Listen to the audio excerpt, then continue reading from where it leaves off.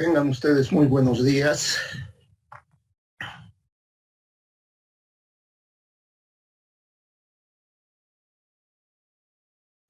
Buen día, doctor. Muy buenos días. Buen día, licenciado. Buen día, doctor. Buen día, licenciado. Buen día, licenciado. Muy buenos días. Pues bien, vamos a empezar nuestras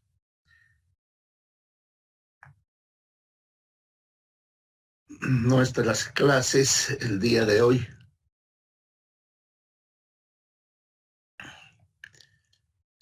Teniendo en cuenta que el tema de introducción a la economía y al derecho económico nos lleva a considerar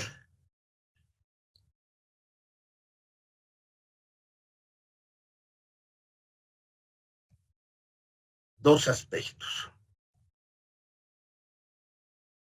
El primero, que tenemos que preguntarnos por qué un estudiante de derecho va a estudiar economía. Ese es un elemento. Y el segundo es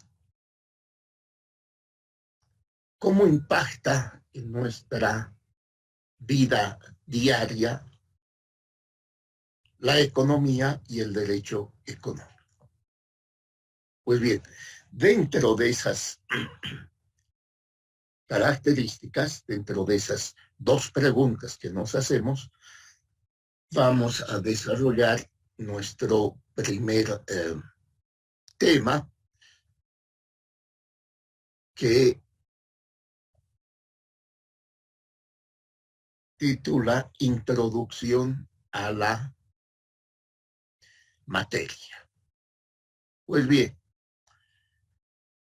entonces la primera pregunta que nos hacemos, ¿por qué vamos a estudiar economía y derecho económico en una carrera de derecho? Esto tiene que ver con que la economía es la base de la sociedad. Sin economía no existe la sociedad. Sin derecho pueden existir los seres humanos. Y ha habido un periodo largo en que la humanidad ha existido sin derecho. Pero sin economía no puede existir la especie humana. ¿Por qué?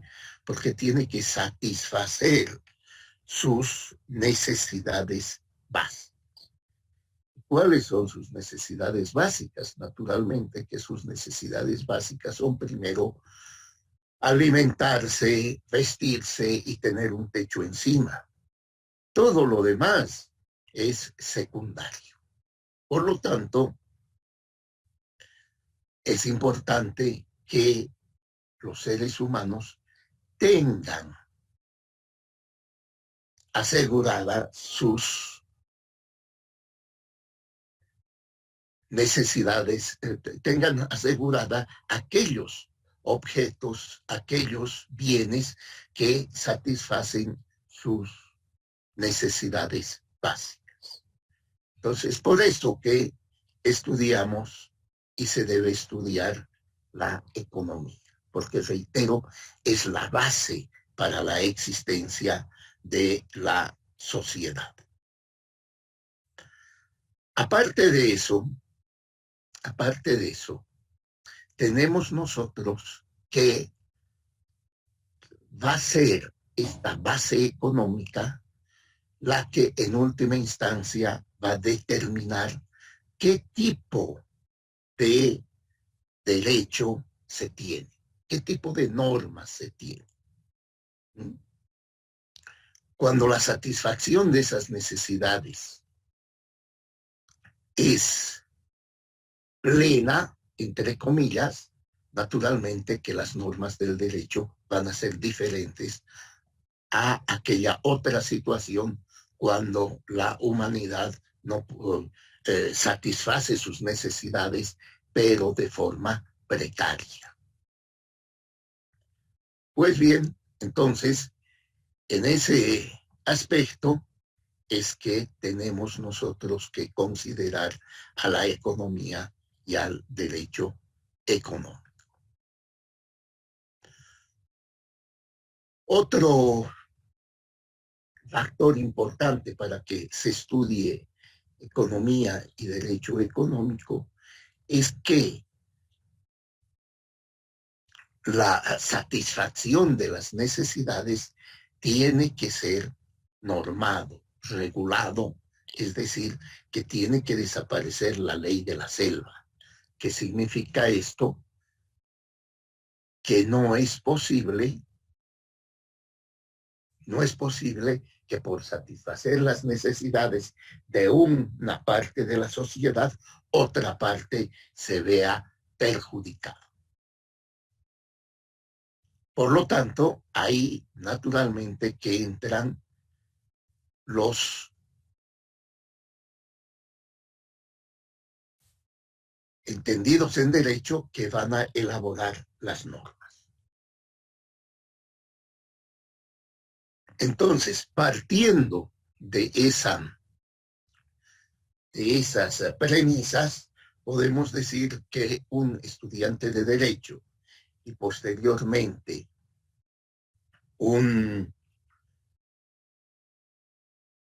profesional en derecho no puede tener una buena formación si él no tiene un conocimiento importante de economía y de derecho económico, pero fundamentalmente de economía.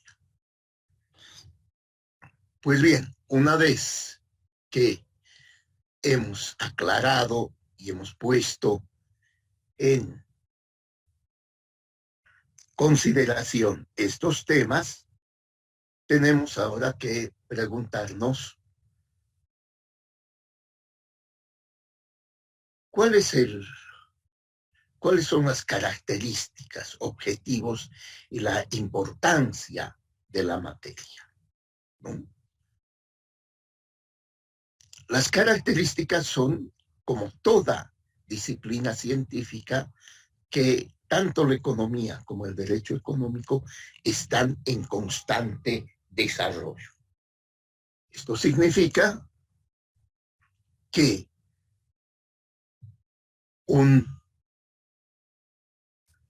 el estudio de economía hay que hacerlo continuamente, porque las condiciones de la economía pueden cambiar de un momento a otro. Miren ustedes, si solamente nos ponemos a pensar en este momento sobre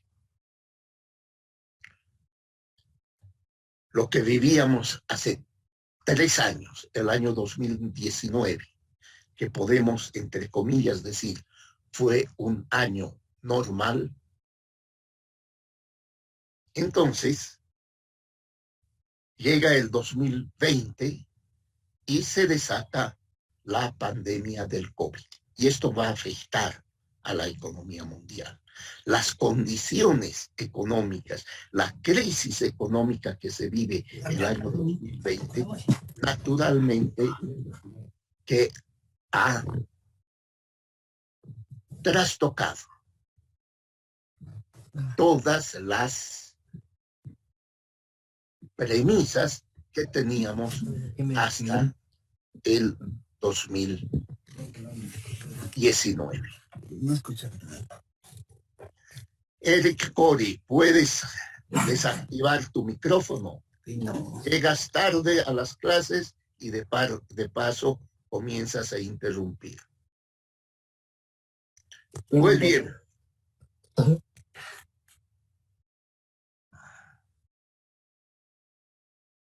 Bueno, ya quedó Sergio Cori. El señor Cori no hace caso, lo vamos a sacar del aula. Entonces señalaba que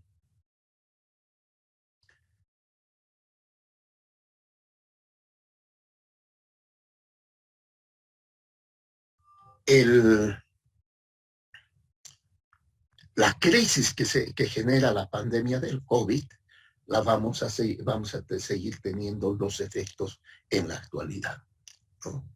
Y naturalmente es una de las pocas veces en la historia de la humanidad, en la historia económica, que un tema de salud tiene un impacto tan grande en la economía, ¿no? La peste negra en Europa fue otro momento importante cuando el tema salud impactó en la economía. La gripe española de principios del siglo XX fue otro evento de salud que impactó en la economía. Y 100 años después, el COVID-19 va a impactar en la economía. Entonces, este es un fenómeno que no se da todos los días. Es por eso que, como toda disciplina científica, la economía y el derecho económico hay que estudiarlos continuamente. Ustedes dirán, bueno, y en la economía entendemos, pero en el derecho económico, ¿qué es lo que sigue? ¿Cómo ha impactado este fenómeno? Pues bien, que han comenzado a salir varias normas respecto a los medicamentos, a las vacunas, etcétera, que están íntimamente ligadas a la economía. Entonces, estas dos disciplinas científicas, tanto la economía como el derecho económico, se ven impactados por un tema de salud, en este caso la pandemia del COVID-19. Pues bien, entonces, en ese contexto podemos plantearnos nosotros cuáles son los objetivos de la materia. Los objetivos de la materia son los de conocer y tener muy presente, ¿no?, estos fenómenos económicos que se dan día y día y que impactan directamente en la vida de cada una de las personas, de cada uno de nosotros. Por lo tanto, la materia nos debe ayudar. El conocimiento que incluye la introducción a la economía y al derecho económico nos debe ayudar a nosotros a prevenir efectos negativos y a fomentar aquellos factores que tienen un impacto positivo en nuestra vida. Por lo tanto, estudiar economía y derecho económico nos ayudan a que el nivel de vida de la población pueda ser conservado. O cuando se dan efectos negativos, como el que acabo de señalar de la pandemia, entonces la sociedad esté preparada para minimizar esos riesgos. He ahí la importancia de la materia.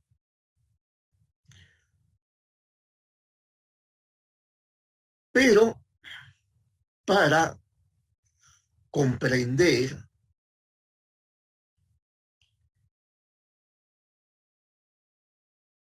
lo que es economía y derecho económico, tenemos que dotarnos de instrumentos.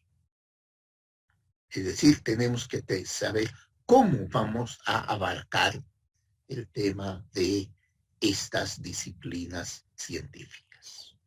¿Cómo vamos a hacer posible asimilar ese conocimiento y tratar de que este sea el más, tener un método que sea el más efectivo para que ese conocimiento nosotros no solo lo podamos asimilar, lo podamos utilizar? Para esto vamos a utilizar nosotros el método dialéctico. Entonces, ¿qué entendemos por dialéctica? Dialéctica es una ciencia, es la ciencia más general, de la naturaleza, de la sociedad y del pensamiento. Es decir, no hay ciencia más general que la dialéctica. ¿Por qué?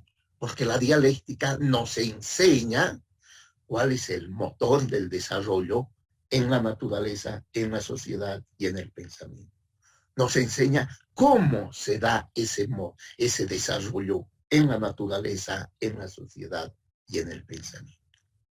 Y la dialéctica nos ayuda a que los seres humanos podamos tener una idea de cuál es la tendencia del desarrollo de la naturaleza, de la sociedad y del pensamiento.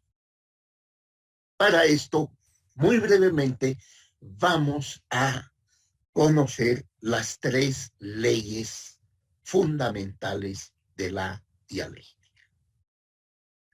La primera ley, voy a mencionar primero el nombre de la ley y después vamos a explicar. La primera ley es la ley de la unidad y la lucha de los contrarios, que es el motor del desarrollo. Primera ley, entonces, unidad y lucha de los contrarios, que es el motor del desarrollo. La segunda ley parece un trabalenguas, pero no lo es. Es la ley de la transformación de los cambios cuantitativos en cambios cualitativos. Reitero, la segunda ley es la ley de la transformación de los cambios cuantitativos en cambios cualitativos. Esta ley se la puede denominar como la forma en la que se da el desarrollo. Y la tercera ley es la ley de la negación de la negación. Repito, la ley de la negación de la negación. Y esta ley nos ayuda a comprender cuál es la tendencia del desarrollo, hacia dónde va el desarrollo. Pues bien, a ver, expliquemos y demos a conocer la primera ley, la unidad y la lucha de los contrarios. Esto significa que en todo objeto, en todo proceso, existen 2 contrarios fundamentales. Y esos contrarios se excluyen, se condicionan y conviven en una unidad. Vamos a dar un ejemplo. Un ejemplo de las ciencias sociales. Y también vamos a dar de la física, para que vean que esta ley se aplica en todas las disciplinas científicas. Porque son leyes generales del desarrollo. Por ejemplo,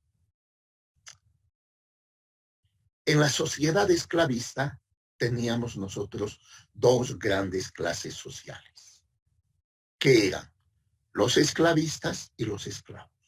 Eso no quiere decir que en esa sociedad no existían otros grupos sociales. Había el grupo de los comerciantes, había el grupo de los usureros, había el grupo de los artesanos, el grupo de los campesinos libres, etc. Pero las principales clases sociales eran los esclavos y los esclavistas. Pues bien, y hemos identificado los dos contrarios fundamentales. Los esclavistas no eran esclavos, los esclavos no eran esclavistas. Por lo tanto, estas dos clases sociales eran diferentes, se excluyen mutuamente. La una no es la otra. Pero ambas clases sociales se condicionan. Es decir, no puede existir esclavistas sin esclavos y viceversa. No pueden existir esclavos sin esclavistas. Por lo tanto,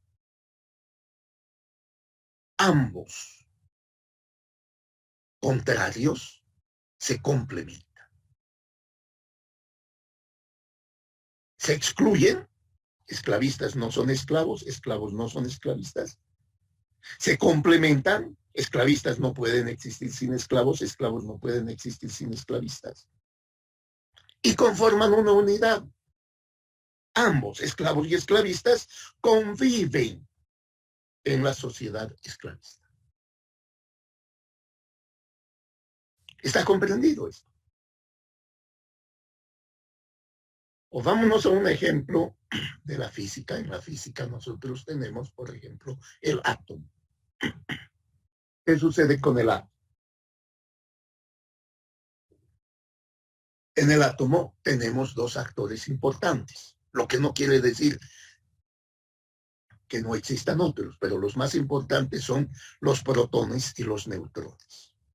Los protones no son neutrones, los neutrones no son protones. Pero los unos no pueden existir sin los otros. Y ambos conviven dentro del átomo. Si uno de ellos no existe, no se da, no hay átomo. Por lo tanto, podríamos dar otros ejemplos, pero no vamos a utilizar más tiempo en esta ley. Entonces, esta ley nos enseña a nosotros que en la naturaleza, en la sociedad y en el pensamiento existen dos contrarios fundamentales que compiten entre ellos, luchan entre ellos, pero a la vez conviven en una unidad. Y que estos contrarios no pueden existir sin la presencia del otro contrario. Hasta aquí, ¿tienen alguna pregunta, alguna duda, alguna crítica al respecto?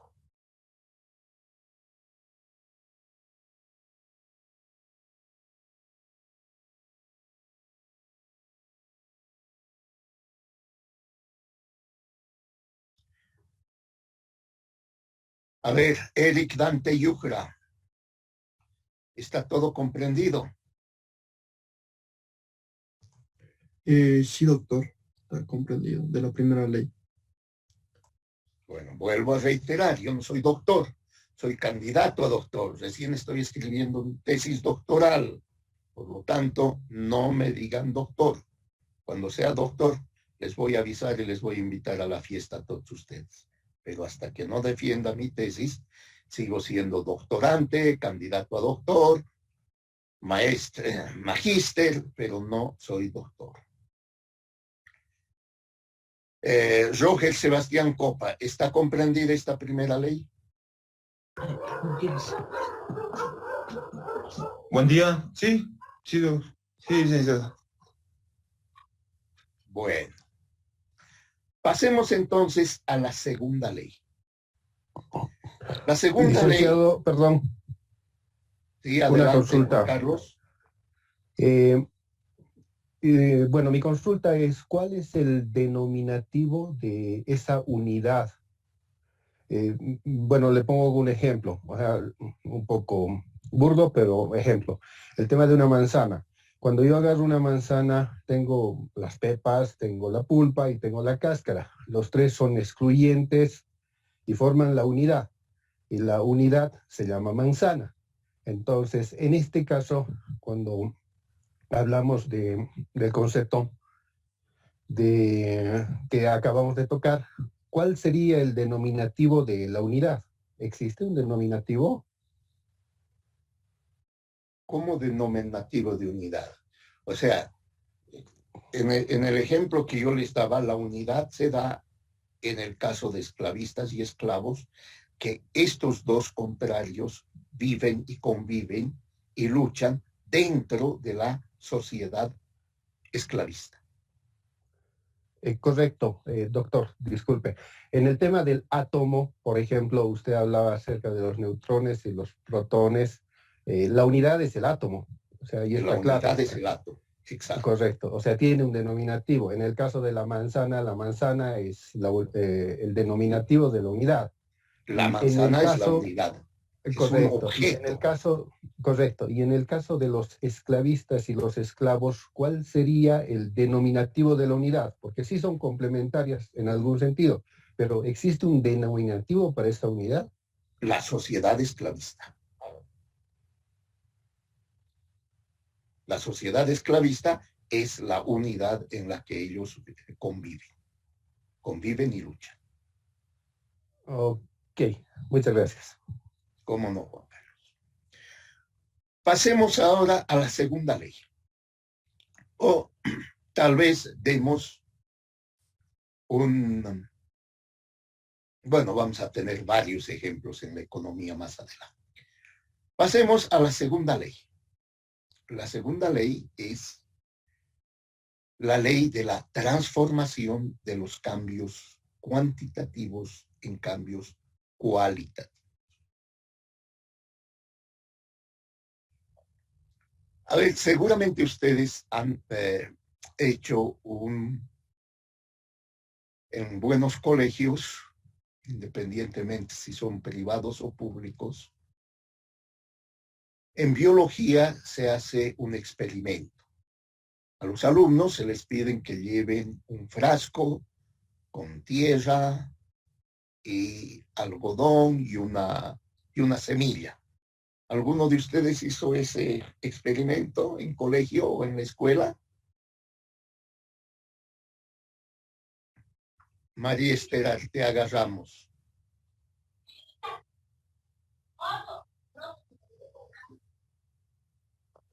No, doctor. No, Perdón. no hizo. No. Rita Zavala, ¿hizo usted ese experimento en la escuela o en el colegio?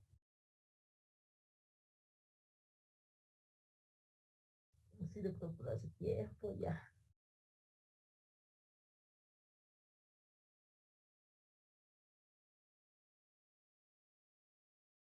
Bueno, por lo visto, doña Rita Zavala está escucha, desayunando. Doctor, o sigue durmiendo. Hola. Doctor. Adelante, doña Rita. Pensé que seguía durmiendo. Adelante. No, doctor, parece que tengo fallas en el micrófono. Doctor, hace tiempo lo hice cuando estaba en primaria. Ya es tiempo. ¿Hizo ese experimento? Sí, doctor. ¿Y cuál fue el resultado? Se me murió la planta. Se le murió la planta. Bueno, entonces, pero el experimento era demostrar cómo de una semilla surge una planta, ¿no? Ese era el objetivo del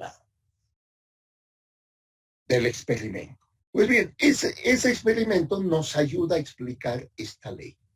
Es decir, tenemos nosotros un ser, un objeto, en este caso una semilla. A esa semilla nosotros la introducimos a la tierra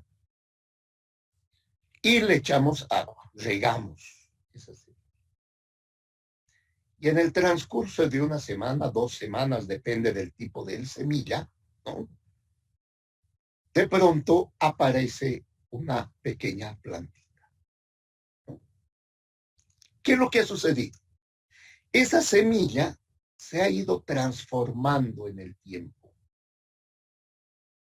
Ha ido sufriendo pequeños cambios cuantitativos, pero seguía siendo semilla. Hasta que llega un momento en que ese ser semilla, ese objeto semilla, deja de ser semilla. Niega su existencia. Ya no soy semilla, ahora soy una planta.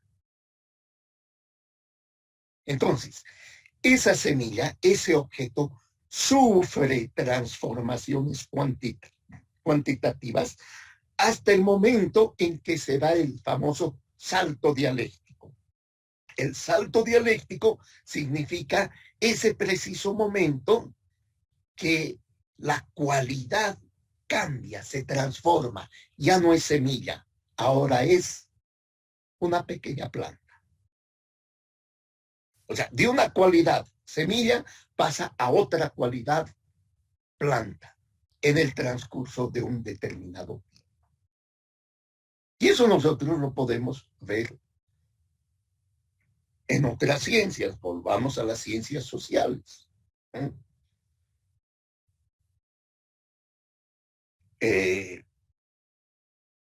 Vamos a recordar, porque no podemos festejar el 1 de mayo.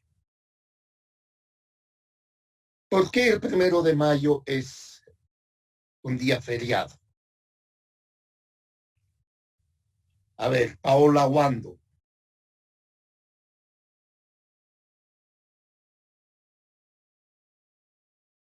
Paola Wando. Buenos días, licenciado, por el Día del Trabajo. Ya, pero ¿qué recordamos el Día del Trabajo?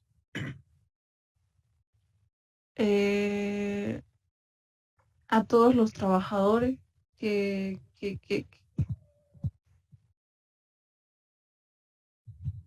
a todos los trabajadores.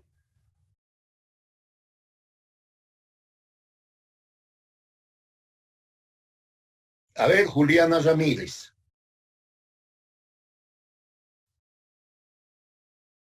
¿Por qué es feriado el Día del Trabajo? Y no es a nivel nacional, es a nivel mundial.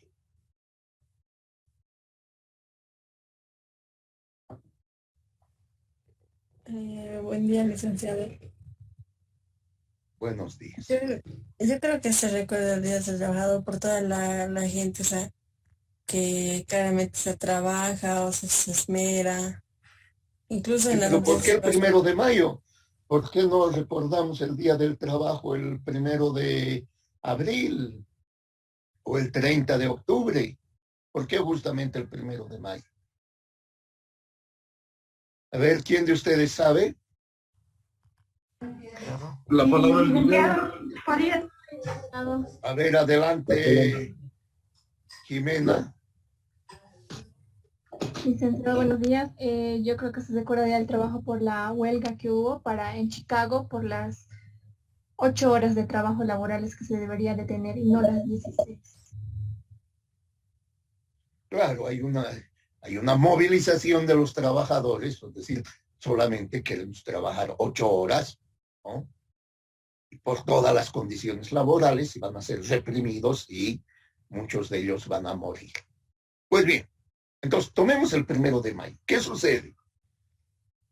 Que en el mundo laboral, ¿no?, comienzan a surgir voces de protesta, incomodidad dentro de los trabajadores por las condiciones de vida que se tienen, ¿no? Poco a poco esas protestas, ¿no?, en el mundo laboral van a ir aumentando. Es decir, que esos obreros que al principio aceptan todas las condiciones de un duro trabajo en las fábricas, comienzan a protestar, primero individualmente, después en una fábrica, etcétera, hasta que llega un momento en que se da una movilización en Chicago de los trabajadores, salen a la calle y exigen las 8 horas de trabajo y mejores condiciones de trabajo, mejores condiciones de sueldos, salarios, etc. Y se da la masacre en Chicago. Ese va a ser el salto dialéctico, el momento en que esos trabajadores se han transformado y han dejado de ser unos trabajadores pasivos que aceptan todas las condiciones que imponen los dueños de las fábricas y se van a rebelar. Se van a rebelar y desde el 1 de mayo, se puede decir, es el salto dialéctico, el cambio cualitativo en la clase obrera en que ellos comienzan ya a convertirse en actores activos, exigiendo mejores condiciones de vida. Hay un antes del 1 de mayo en la clase obrera a nivel mundial y un después del 1 de mayo. Ya es otra clase obrera, una clase obrera que es consciente de que si ella no lucha por sus derechos, nadie va a mejorar sus condiciones de vida. Entonces, 1 de mayo, salto dialéctico, esa transformación cualitativa de una clase obrera pasiva que acepta todo a una clase obrera que reclama sus derechos. Y así podemos dar nosotros otros ejemplos de la naturaleza de la sociedad y del pensamiento. Tal vez del pensamiento, que no hemos dado todavía ningún ejemplo. Ustedes, cuando eran niños pequeños, sus padres dijeron, ahora vas a ir a la escuela. Y el primer día de clases, ustedes se pusieron a llorar cuando sus padres los dejaron en la escuela, ¿no? ¿Qué pasó? Llegaron a la escuela sin saber leer ni escribir. Pero desde el primer día, los educadores les comenzaron a enseñar las letras, la pronunciación de las letras, cómo se escribía cada una de las letras, las vocales, etcétera. Y después de un tiempo, ustedes ya podían leer y podían escribir.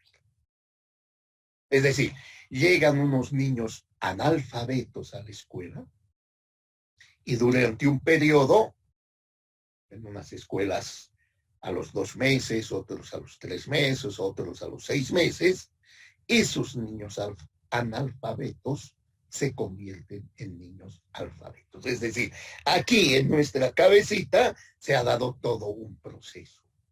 Hemos comenzado a reconocer esos signos, esos sonidos, y hemos logrado leer y escribir. Pero esto no se ha dado de un momento a otro. No, esto se ha dado durante un proceso. Cualitativamente nos hemos transformado de niños analfabetos en niños alfabetos. ¿Está comprendido hasta acá esta segunda ley? ¿O tienen preguntas, dudas?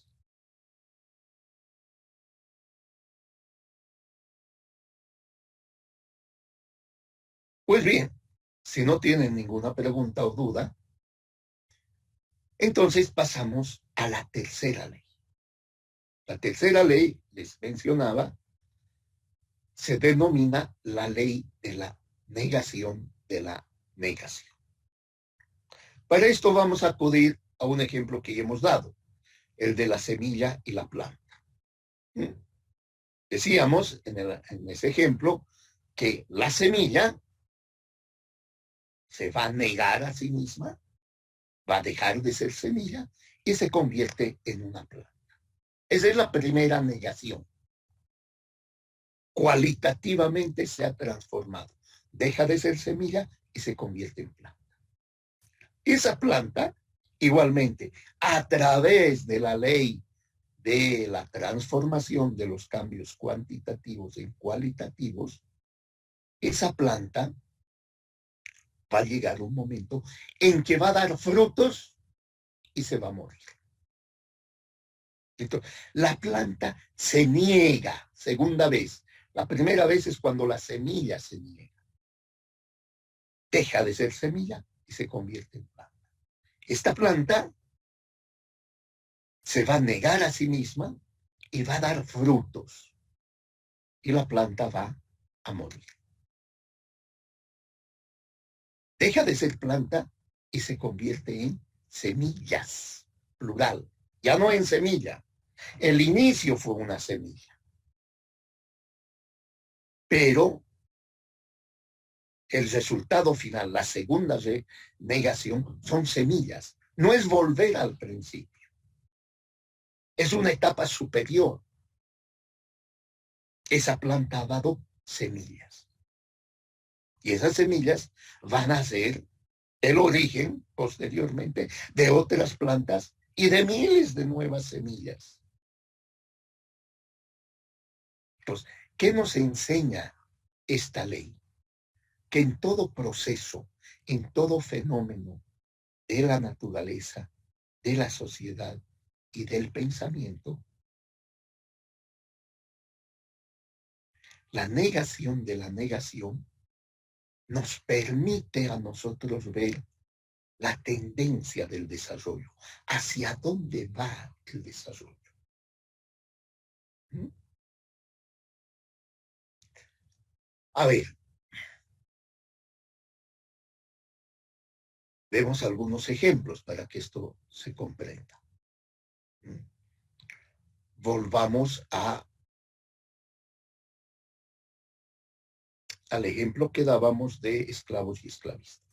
Antes de la sociedad esclavista, ¿no?, en la comunidad primitiva, todos los seres humanos eran libres.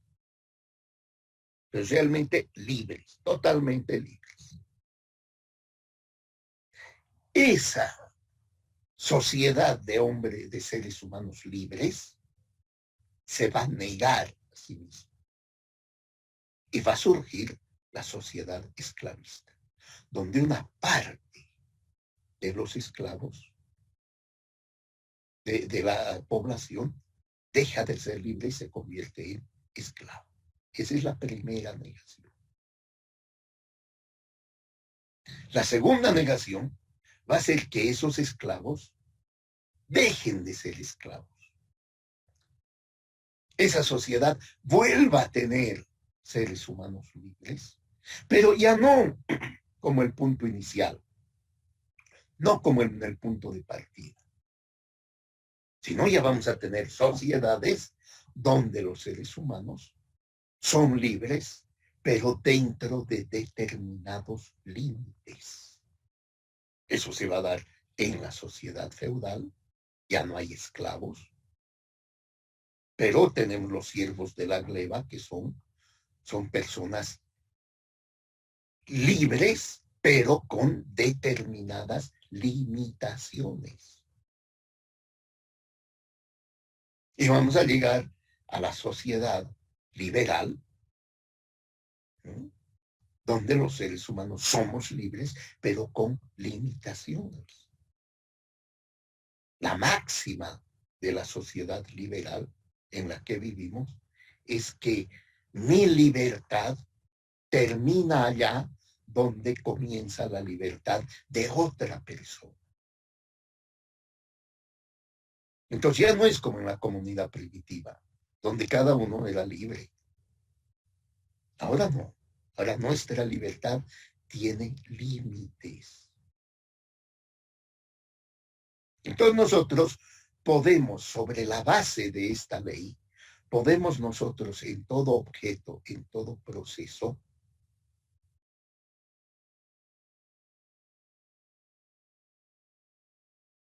podemos comprender hacia dónde va el desarrollo. ¿Cuál es la tendencia del desarrollo? ¿Está comprendido esto? ¿O hay preguntas, dudas al respecto?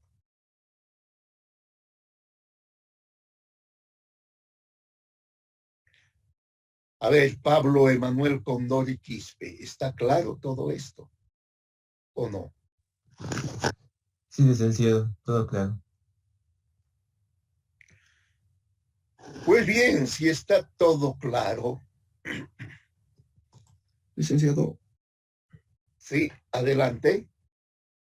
bueno, yo me voy a la segunda ley, entonces la segunda ley vendría a ser como que el cambio cualitativo es como, digamos, los problemas y salta a los cambios cualitativos, no, ¿cómo?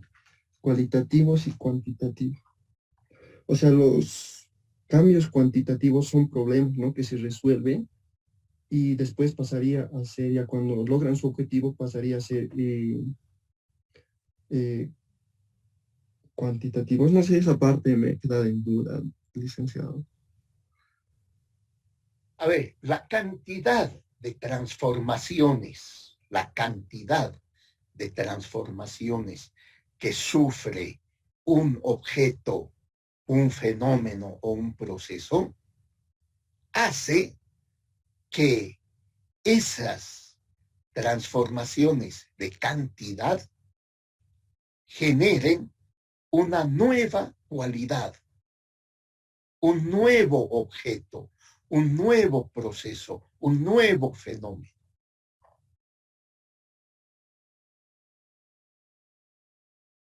O sea, primero son transformaciones de cantidad. Esas transformaciones de cantidad van a llegar a tal punto donde se da el salto dialéctico, donde la cualidad, la esencia de ese objeto, de ese fenómeno, de ese proceso, se transforma.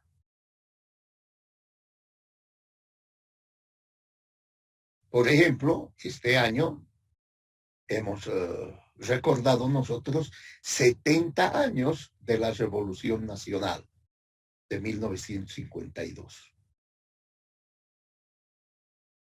Entonces, el 9 de abril de 1952 es el salto dialéctico, donde una determinada sociedad comienza a sufrir tantas modificaciones que esa sociedad se va a transformar y va a dar vida a una nueva sociedad. La sociedad boliviana ya no es la misma antes del 52 que después del 52. Antes del 52, nosotros tenemos una sociedad boliviana donde todavía tenemos personas que los famosos pongos en la agricultura, ¿no?, que tienen que trabajar para un patrón, tienen que pedir permiso cuando salen de la hacienda, etcétera. Eso se va a transformar si solo tomamos el fenómeno agrario. Eso se va a transformar y van a surgir productores libres. Va a surgir el campesino. El campesino es producto del 52. Aquel que va a tener su parcela, su tierra, y él va a decidir qué produce, qué no produce, cuándo produce, etc. Naturalmente, de acuerdo a la naturaleza, ¿no? En el altiplano no va a poder producir uva o no va a poder producir mandarina o plátano, aunque con el desarrollo de la ciencia y de la tecnología esto se ha logrado. Entonces, el campesino se ha transformado. Es un nuevo actor. Puede ser la misma persona que antes era pongo, ahora ha dejado de ser pongo y se ha convertido en campesino. Antes no tenía tierra, ahora tiene tierra. pero cualitativamente ya es un actor social y productivo diferente. ¿Está comprendido esto, Eric Dante? Sí, muchas gracias, licenciado. Ahora sí más claro. Pues bien. Entonces, este va a ser nuestro método. En todos los fenómenos económicos que analicemos, vamos a tratar de encontrar siempre cuáles son los dos contrarios fundamentales. Cómo se relacionan entre sí. Cómo están en pugna esos contrarios y cómo están en unidad.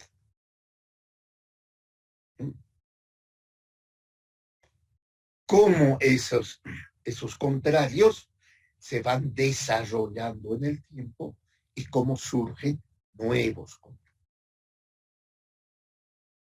Entonces, este es nuestro método de estudio, un método dialéctico. Pero este método dialéctico tiene dos patas, si quieren ustedes, sobre los cuales se afirma. Por un lado, es materialista y por el otro lado es idealista. ¿Por qué? Estos objetos, estos fenómenos, estos procesos son reales, son materiales, pero a la vez son ideales. Nos hemos confundido. No. A ver, vayamos dando ejemplos concretos.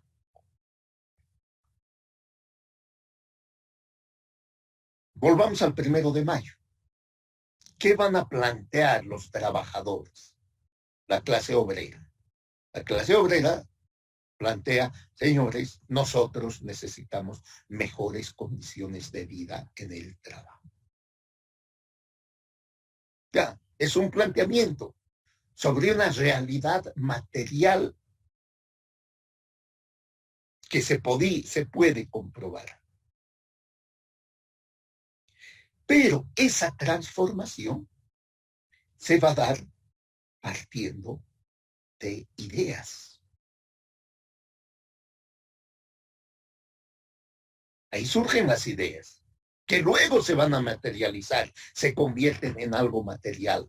Pero las ideas van a ser, ¿cómo se va a dar mejores condiciones de vida a los trabajadores? ¿Cómo se puede aplicar las 8 horas de trabajo? Entonces ahí surgirá la normativa. ¿Qué es la normativa? Las leyes laborales. ¿Qué son las leyes laborales? Son ideas que se convierten en norma para atender ese fenómeno específico.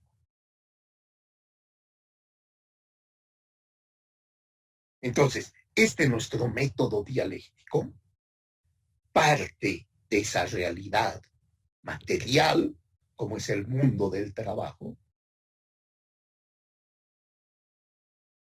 parte de la exigencia de transformaciones de esa realidad material, pero las transformaciones se van a dar partiendo de la idea.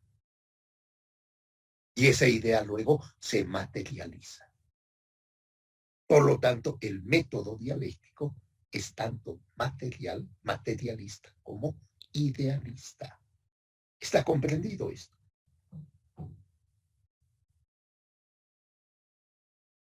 María Esther Arteaga Canaza, ¿está comprendido? Sí, licenciado. Víctor Chino Fernández, ¿está comprendido? Sí, licenciado. Bueno, entonces ya tenemos el método. Y el objeto, ya lo habíamos definido anteriormente, ¿qué es lo que vamos a estudiar? En la primera parte del curso vamos a estudiar todos aquellos fenómenos que se dan en la base material de la sociedad para satisfacer las necesidades humanas.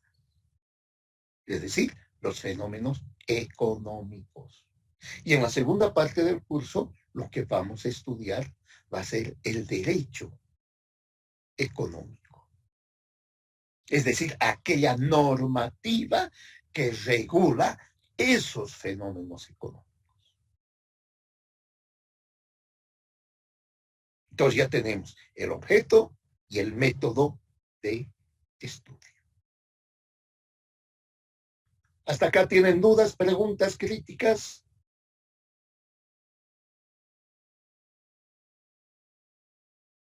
Pues bien. Licenciado, Adelante.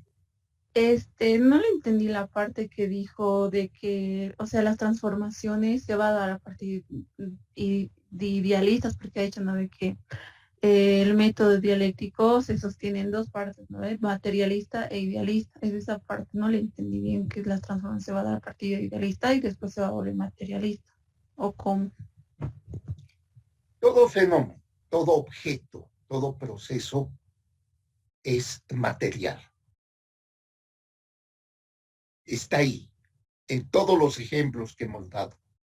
En la semilla, en la revolución del 52, en el átomo, todo es material. Partimos de una realidad objetiva que es material.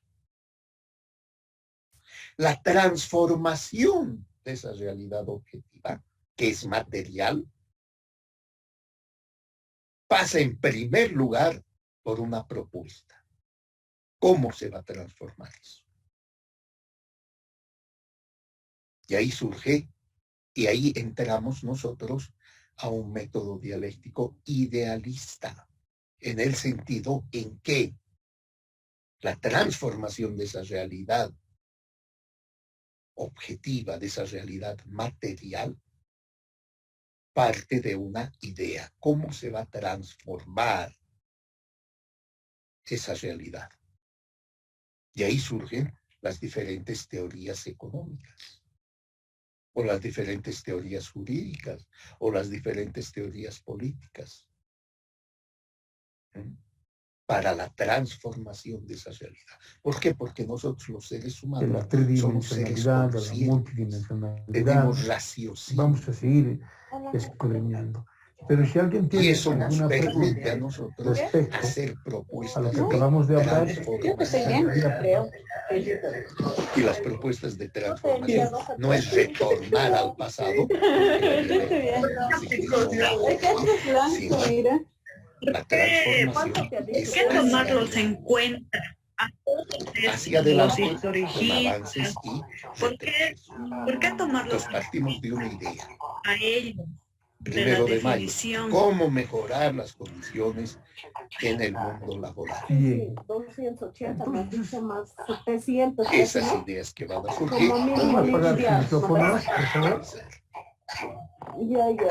Van a surgir, por ejemplo, en la Alemania imperial, va a surgir lo que ahora no se entiende nada. Mañana en la Alemania imperial van a ver que hay que preservar a la fuerza de trabajo. Entonces, ¿qué hacen para preservar a la fuerza de trabajo? ¿Por qué? Porque a las fábricas, ¿no?, les ha costado formar a esos trabajadores. No hay un concepto único. Pero esos trabajadores no les sirven por mucho tiempo. Y que tenemos un conjunto de teorías. Y tienen que formar a nuevos trabajadores. Y ese es un costo en la producción. Por lo tanto, si quisiéramos abocarnos a cada uno entonces de ellos, lo que hacen es, ¿cómo podemos nos alargar la alcanzaría vida de los porque trabajadores? tendríamos que leer un libro de los historicistas, otro libro de los historicistas, otro libro de los culturalistas, otro libro de los marxistas para ir entendiendo. Aquellas propuestas, aquellos proyectos pero de dar para mí, salud a los trabajadores. En este primer tema, lo que me interesa es que ustedes tengan la idea de que hay una diversidad de ideas, ideologías, teorías, doctrinas, filosofías, que por lo tanto y así es muy difícil definir al derecho. La Seguridad Social va a recomendar vacaciones. ¿Tiene alguna pregunta? Hola, doctor, ¿me escucha? Para que el trabajador pueda reponer sus energías. Yo tengo una consulta. Quisiera saber, ¿vamos a llevar algún texto en la clase? A ver, primero pregúnteme pues sobre el tema. Es por eso por favor. que hablamos de Estoy que diciéndoles esta una pregunta dialéctica, sobre lo que acabamos de avanzar. Perdón, doctor. Perdón, Nosotros no le doctor. vamos, en la universidad no se le da texto. Materialista porque analiza En la universidad no hay un texto. esta realidad objetiva. En la universidad hay una E diversidad de idealista textos. Yo les voy a porque dar la propuesta de textos, transformación les voy a decir qué surge libros de van a una sacar idea, cuando sea necesario. de algo abstracto. Ya está bien, gracias, doctor. De algo Gracias. Cuando sea necesario, ¿no? Aquí Está tenemos que ver comprendido muchos eso. autores. En este momento, por ejemplo, ¿qué tendría que decirte? Comparte un libro de justnaturalismo, comparte un libro de historicismo, Pues bien. un libro de culturalismo, un libro Si de esto está marxismo, comprendido, ¿no? toquemos otro tema, No que es- es igualmente Cuando sea fundamental. necesario, Si yo no, les voy a no decir, vamos este a libro poder vamos a sacar, o en algunos entender casos les voy a la enviar para economía que y el ustedes derecho estudien. económico. Por eso en la para mí es actualidad. muy importante, por la Que nos naturaleza estamos del formando tema, por la diversidad de no libros para que ser implica historiadores, la materia, yo les pido siempre no para que hacer hagan historia el económica mejor o historia del libro que derecho, uno puede tener, que no para nos estamos guiarse, orientarse, ¿no? formando Ahora, para lógicamente, poder que todos los encarar libros de la materia están aquellos problemas tremendamente que se autorizados. presentan Pero en en su la momento yo economía les voy a y decir en el derecho. de dónde vamos a sacar, Ya de qué nos autor estamos vamos a preparando sacar. para el futuro. ¿Entendido? Muchas gracias, doctor. Ahora, En este fíjense ustedes, sentido, ¿qué pasaría, tenemos por que ejemplo? Digo, tener señores, bien el en libro cuenta oficial es la el teoría pura momento de en Hans que Kelsen. Y ustedes no se han dado Estaríamos cuenta todavía. avanzando En Bolivia por no nos hemos dado una cuenta corriente.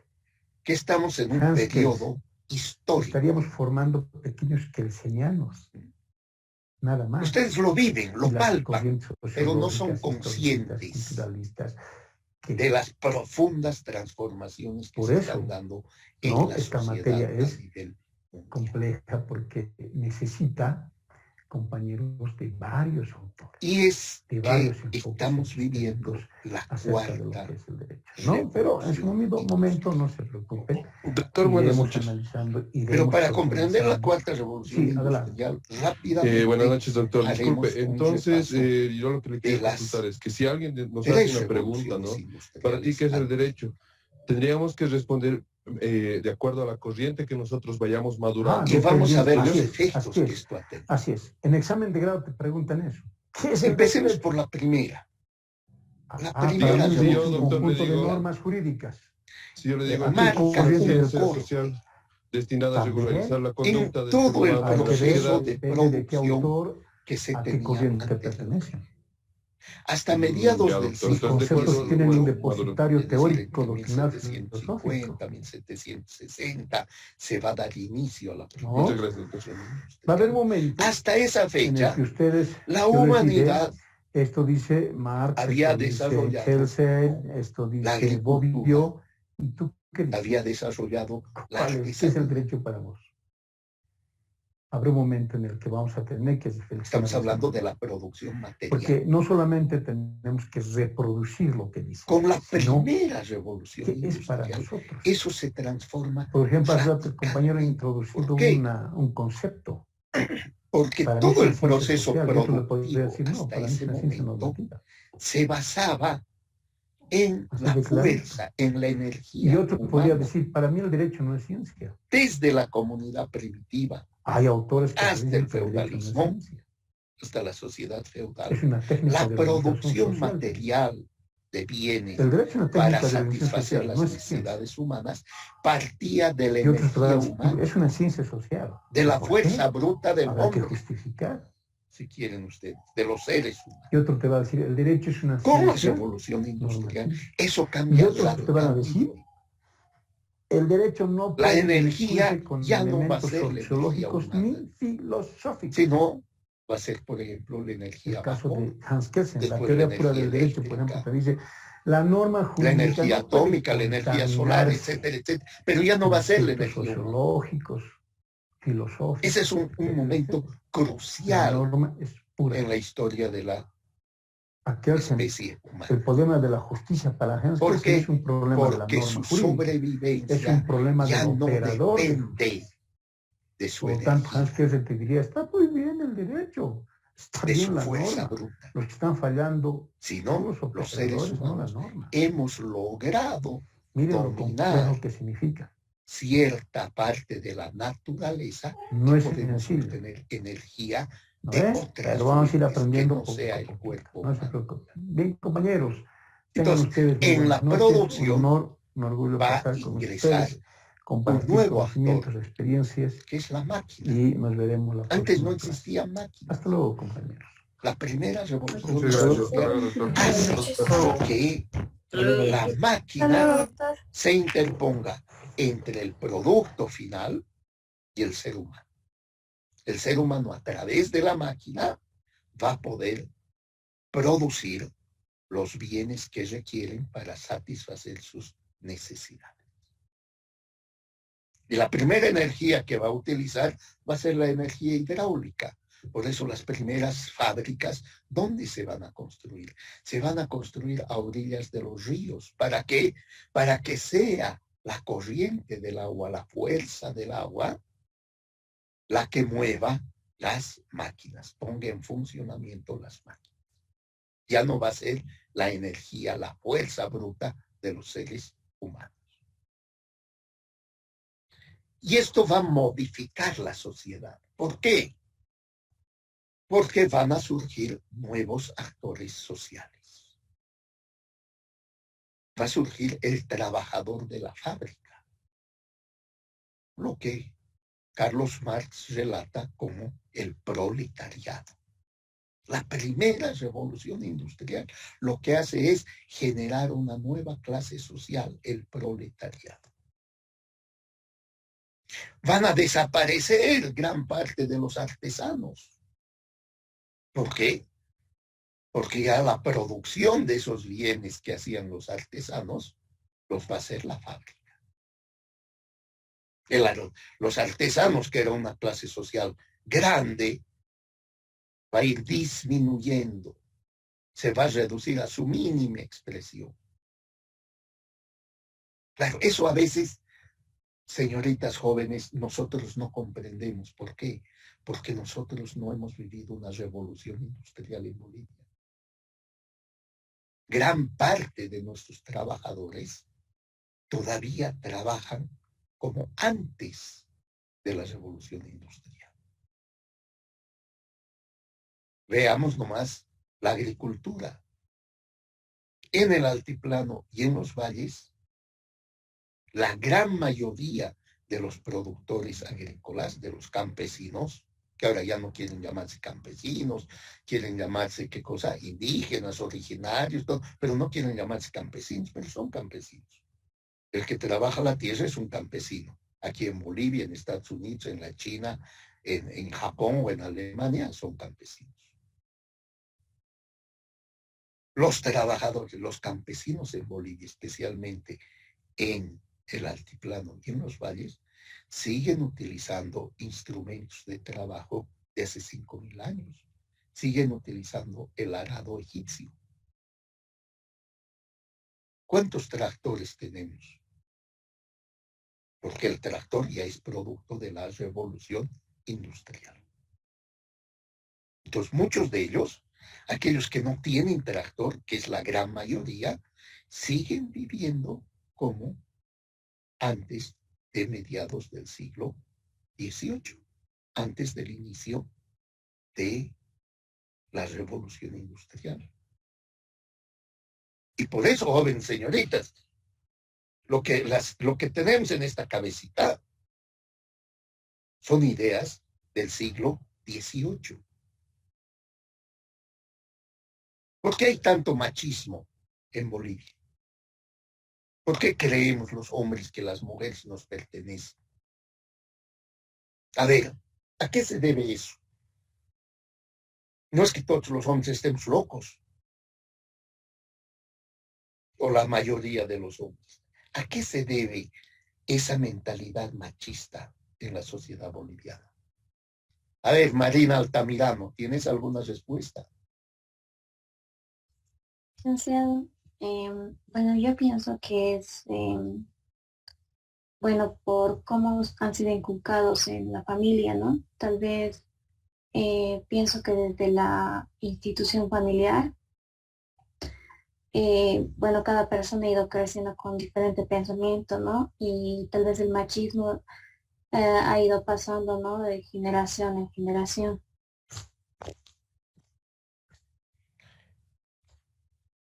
Ya, pero Marina, esa es una explicación superficial que nos dan en Bolivia. No encaramos la realidad. ¿Cuál es la realidad? A ver, Sergio Rebollo, ¿qué opinas tú? Estás levantando la mano. Sí.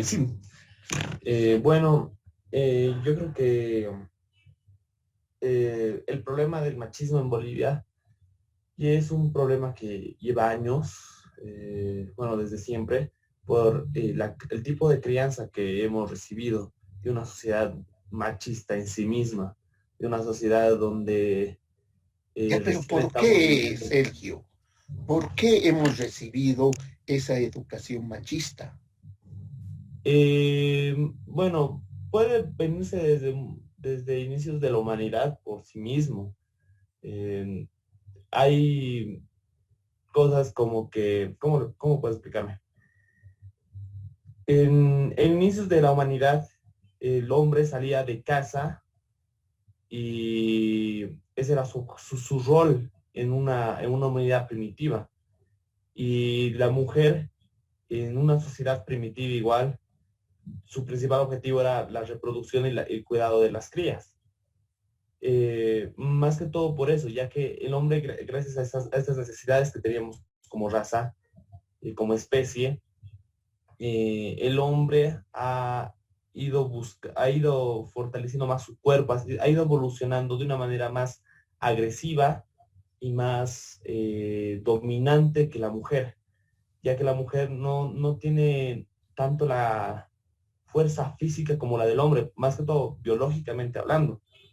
Y esto generó una brecha de machismo, ya que el hombre era más fuerte y como antes no teníamos tanto tiempo para pensar y teníamos menos tiempo para pensar y más nos ocupábamos de cazar y de sobrevivir, esto fue generando un arraigo, creo que en general humano, de una opresión hacia la mujer que ha sido útil en su tiempo, hablando de una prehistoria, claro, no ahora, en tiempos modernos.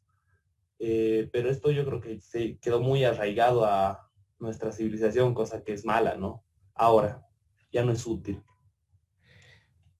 Bueno, has planteado una orientación correcta. O sea, el machismo tiene raíces objetivas, reales, Sergio. Y tú lo has planteado muy bien cuando señalas que para la sobrevivencia humana era fundamental la fuerza bruta del hombre. Si el hombre con su fuerza bruta no salía a cazar, a pescar, o después en la agricultura con el arado egipcio, con la yunta de bueyes, ¿no? Ahí sí la fuerza bruta del hombre era fundamental para la sobrevivencia de la familia y de la comunidad. Mientras que la mujer, por su fisonomía, ¿no?, por esas diferencias biológicas que tiene con el hombre, no tenía esa fuerza bruta como el hombre. Entonces el hombre prácticamente era el que traía el alimento, el que construía la casa, la vivienda, ¿no? O sea, por su fuerza bruta tenía un papel predominante en la comunidad, en la familia, y no así la mujer, que como bien dices tú, tenía otro tipo de tareas donde no se necesitaba esa fuerza bruta. Entonces, ese machismo que tenemos aquí metidos, señoritas jóvenes, no es algo que está mal en Bolivia porque los bolivianos pensamos así. No, tiene una raíz objetiva que viene desde la producción. Ustedes, todavía en la actualidad, cuando uno va a una comunidad, en el área rural, ¿qué es lo que vemos cuando hay reunión de la comunidad? ¿No? Sacan los bancos de la escuela, se sientan los hombres en el banco de la escuela y las mujeres, ¿dónde se sientan? En el suelito. ¿Sí o no? O les doy otro ejemplo. A la hora de comer, ¿a quién se sirve primero? ¿Mm? A ver, Luis Enrique Quisbert Ramos. En la familia, ¿a quién se le sirve primero? A los varones, Claro, a los varones. al papá, al abuelo. Así es, Luis Enrique. Y se le sirve más que a la mujer. O sea, otra vez con esa mentalidad, necesita el hombre comer más por su fuerza bruta. Y eso tiene su raíz justamente en que en Bolivia, la sociedad boliviana, gran parte de la sociedad boliviana, todavía vive en la pre-sociedad industrial, donde la fuerza bruta es fundamental. De ahí viene esta mentalidad machista que tenemos. ¿Por qué hay menos mentalidad machista en otros países? Porque en esos países ya los hombres ya no necesitan su fuerza bruta para mantener a la familia. Justamente este desarrollo de la ciencia y de la tecnología ha generado que las mujeres puedan trabajar en sectores que antes estaban vedados. Solamente aquí al lado, un momento, Sergio, enseguida te doy la palabra. Aquí al lado, en Chile, en la producción minera, hay varias mujeres que trabajan en la minería, pero dentro de la mina, lo que todavía en Bolivia no tenemos. En Bolivia las mujeres siguen trabajando fuera de la mina, un trabajo duro, las palliris. Pero aquí en Chile las mujeres están dentro de la mina. Pero no están pues con su barreno y perforando. No, ellas están manejando maquinaria de punta, que lo pueden hacer. Para eso no necesitan la fuerza bruta del hombre. Necesitan manejar una máquina. Entonces, por eso es el machismo, señoritos jóvenes. Es nuestro atraso tecnológico, que nosotros además hacemos gala de eso, ¿no? Uy, nuestros conocimientos ancestrales. Sí, pero nuestros conocimientos ancestrales, ¿en qué se basa? Se basa pues en la fuerza bruta del hombre. A ver, estaba Marina Altamirano, creo que estaba pidiendo la palabra. Adelante, Marina.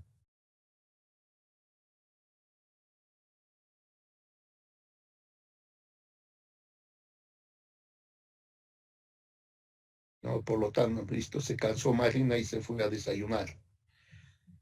Pues bien, Sergio, tú querías comentar algo, adelante. Sí, licenciado.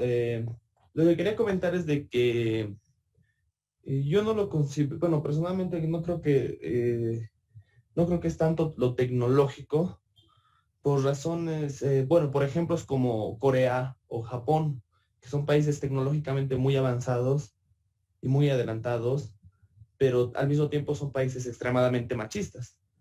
O sea, y tal vez es un factor muy influyente lo que usted dice, pero no creo que sea totalitario. Yo creo que es más que todo una educación que hemos recibido de generación tras generación, dando menos importancia hacia la mujer por simples prejuicios más que todo, porque, bueno, hoy en día es más, hay más trabajos donde se pueden desempeñar por igual hombre y mujer.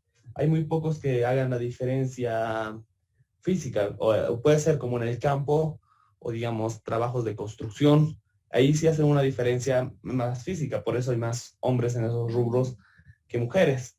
En otros rubros también hay más mujeres que hombres, digamos en el comercio. En el comercio, acá en Bolivia en específico, a mi perspectiva, hay más mujeres que dominan el comercio informal que hombres. Es más un matriarcado, si se puede ponerlo así, en el aspecto económico informal. Yo creo que más se debe esto a educación de algo que ha ido generación tras generación y ha sido aceptado socialmente como correcto, cosa que creo que hay que irlo cambiando porque ya no estamos en una época donde eso ya nos era útil. Es más, ahora yo creo que es más perjudicial que útil en la mayoría de los aspectos que tenemos. Yo creo que hay que evolucionar en ese aspecto, pero es más, yo creo que, o sea, no es tanto tecnológico el problema que se tiene que ver, es más de carácter, ¿cómo se diría la palabra? Más de carácter de tradición, por así llamarlo, o de costumbre. ¿Cómo no, Sergio? En parte tienes razón, cuando das los ejemplos de Japón y China, por ejemplo. Ahí tiene razón, ahí juega un papel muy importante ya la educación, la formación dentro de la familia. Pero la raíz objetiva del machismo está en la necesidad de la fuerza bruta del hombre para la sobrevivencia. Eso es lo que va a marcar. El momento en que eso va desapareciendo o desaparece totalmente, se mantiene esa formación, esa educación tradicional, ¿no? De darle un puesto, un lugar privilegiado al hombre frente a la mujer. En eso sí, tienes tú toda la razón. Pero la base real y objetiva parte de la producción. A medida que la producción, como ya queda poco tiempo, ya 5 minutos antes de las 9, no hemos podido entrar a ver con un poco más de detalle estas 4 revoluciones industriales, pero vamos a ver la próxima clase. Eso naturalmente marca una transformación y vamos a ver cómo el machismo va desapareciendo, cómo surge el movimiento feminista, ¿no? Justamente desde las fábricas. Pero no quiero alargarme más porque ya tenemos que terminar. Seguramente a las 9 ustedes tienen otra clase y no quiero que lleguen tarde. Nos quedamos acá hasta el día martes a las 7:30. Que pasen un buen fin de semana, pero estudiando, señoritas jóvenes. Hasta el día martes. Hasta luego, licenciado. Hasta luego, licenciado. Hasta luego, licenciado. Gracias. Muchas gracias, licenciado.